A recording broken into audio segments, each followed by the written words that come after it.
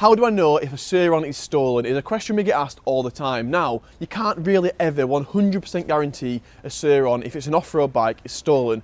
But I'm going to show you a few examples today of how you can protect yourself better when buying a bike from Marketplace or of someone that might be a bit dodgy. So, first of all, let's take a look at the VIN number.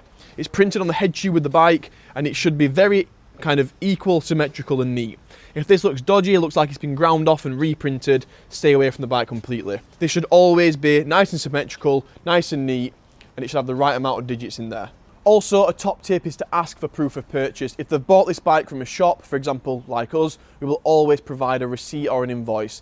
Now, it's really good if you can get an invoice with the VIN number of the bike on there. Not all shops do provide that, but if you can get that, it's great. One that is very self-explanatory, does the bike have 2 keys? Now, this is not a guaranteed method by any means, but it's definitely worth looking at. If the bike's got 2 keys, usually if it's stolen, it wouldn't have 2 keys unless they have replaced the ignition and lock set. The reason why I said it's not a guaranteed method is the keys are very easy to replace. All you have to do is replace your ignition and replace your lock set and you've got some brand new keys. As I explained, it's definitely not a guaranteed method, but it's definitely worth looking at.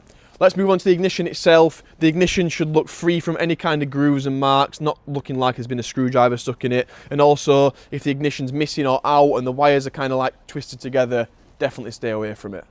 So that is some basic steps on how to protect yourself when buying a used e-bike. Just so you know, you can never fully guarantee that any of these methods that I've said are going to work. The best thing to do is to either buy a new bike or to buy an approved used one from Go Off-Road, where you can be sure of the history of that bike. And if anything ever comes back on it, you've also got a receipt to prove that you bought it from us and you can come back and speak to us about the problem.